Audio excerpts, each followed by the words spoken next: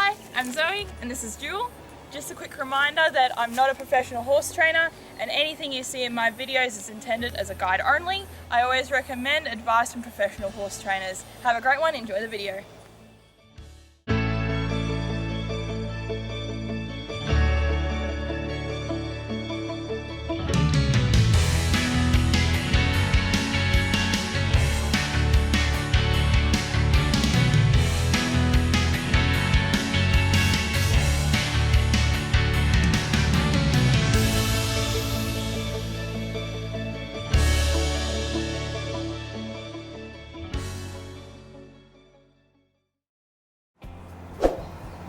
Don't forget to like, subscribe and turn on notifications to our channel. Drop a comment below and let us know what you'd like to see. Okay, so in today's video I'm just going to show you what I've been working on with Jewel that will hopefully help with her float training later on. Jewel's actually already been on the float relatively well, but just a few minor little bits that I want to work on. Getting her to actually stay on the float without saying, nope, I'm backing off again, I'm not staying there.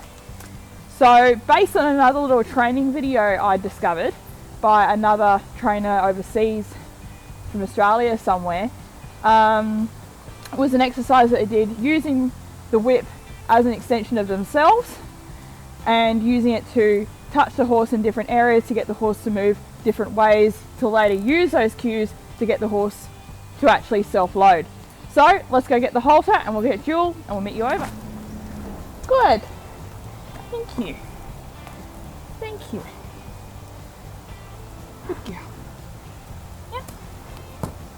Good girl. Thank you. Okay. So now I've got Jewel. Let's get my whip and I'll show you what we've been working on. So to do any training like this correctly, or to get a positive reaction would be a better way to word it, you never want to have the whip being introduced as a punishment. In other words, you don't want to be flogging your horse with the whip to be a negative association. You want it to be an extension of you, in that it's only being used much like your hand would be. Just stroking them just like this. And Jewel and I have done this quite a bit, so Jewel's pretty familiar with this.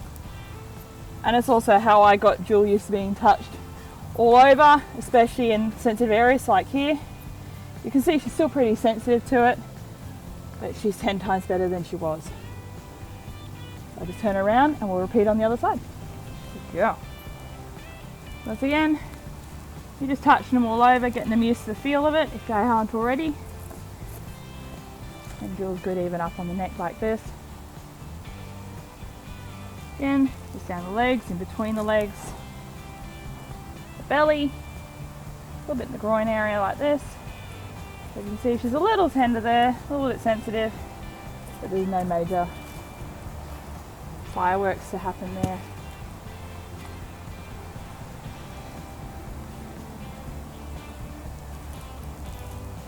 So once we've got that little foundation in, what I started working on with her from there was introducing the whip just on her left shoulder here. And what I did, she already knew to come to me on gentle pressure from the halter with no pressure on her pole at all. So these exercises are great if you've got a horse that's very sensitive up in the pole area behind their ears. So if they already know the exercise to come forward, get it up. She's preempting me, that's good. We'll ask her to back up. Ooh. And a little tap on the shoulder while gently asking them to come forward simultaneously. Now, Jill and I have been working on this exercise for about a week or so as of when this video was filmed. So once again, I'll add a bit of distance between myself and Jill. Ooh. Ooh. We'll reach forward, give her a little tap on the shoulder. Good girl. And lots of praise for when they do it right. Jill already knew to back up, but I wanted to add a physical cue to aid me when float training her again. So, Back up. She was a little reluctant to begin with, almost resulting in quite firm pressure to do that. So I introduced doing a bit of clicking and walking into her space and under halter pressure that she already knew. So there's no pressure on that. It's just my flat hand just against the rope, just pushing it back. And we built on that so that I could get a reliable back. Back, back. Good girl. And you want to make sure that if you're doing these exercises for float training, you want to try and get their back and forward as straight as possible, which is where the next exercise comes into play. And Jewel's a little sensitive with this to begin with, so I did a little bit more touch on her side like this before holding her like here so that she can't charge me over in case she's like, oh, I really don't like that. Run forward into the pressure instead of away from it. So it was just a case of a little tap on her belly, give her a couple of clicks. And you want the horse not to yield their hindquarters, good girl. You want the horse to walk sideways so that if they're not loaded straight, you can straighten their body out on the float, on the ramp, and get that nice straight load.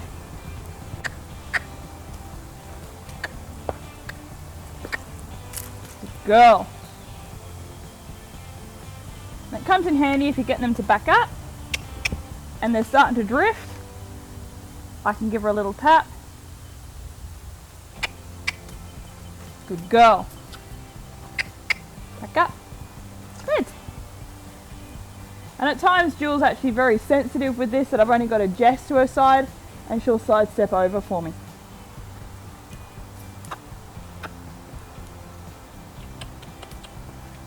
Hold buddy. Good girl. Ooh. So Jewel's also still learning this, but the building blocks are there for when it gets applied with the float.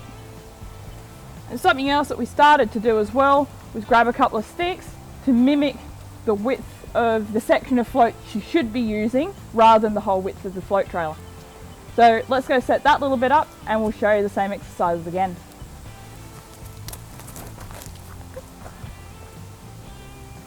So now we've got our mock float set up. This just represents half of the actual ramp to the float so that I can train her to actually respond to a certain area rather than the full width. At least that's the plan.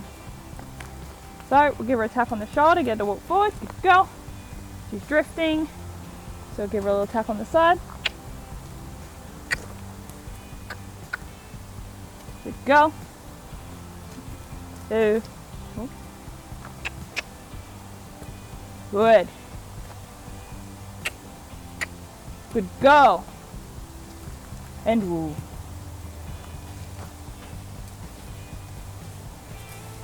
You can see it makes it a lot easier, especially for our human eye, to see how straight they're loading or not.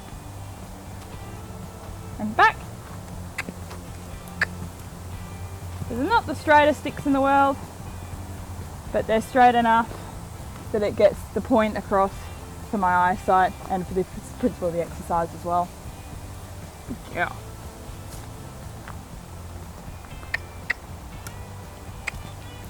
And woo. Good girl. And the final exercise that we've been working on, Jill's always been a little bit touchy around the rump area, even just lifting up her tail to brush it. She's a heck of a lot better than she was when she first came here, but this exercise has greatly helped with even just a simple matter of brushing out her tail. So what it was I just sort of brushed her along her back using the whip again, brushing down her rump like so, and when I got to about here I started just gently pressing. Good girl. Good. And doing it all the way up. Good girl. Good. And what the aim of this exercise was just to help her be a little bit more comfortable with something pressing into her rump of when the bum bar gets introduced on the float as well. So horses sink from both sides, so we'll repeat the exercise from the other side. Same principle. I want her to stand still Keep her position on the float. And again, I'll brush down like so before gently pressing in with my whip. Good girl. Good. Good. Good girl. And so we aim to do this ideally each afternoon at the moment, just to really get those skills set in before we even attempt to do this on the float.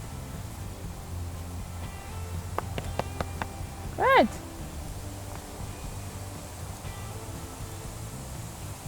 Good girl.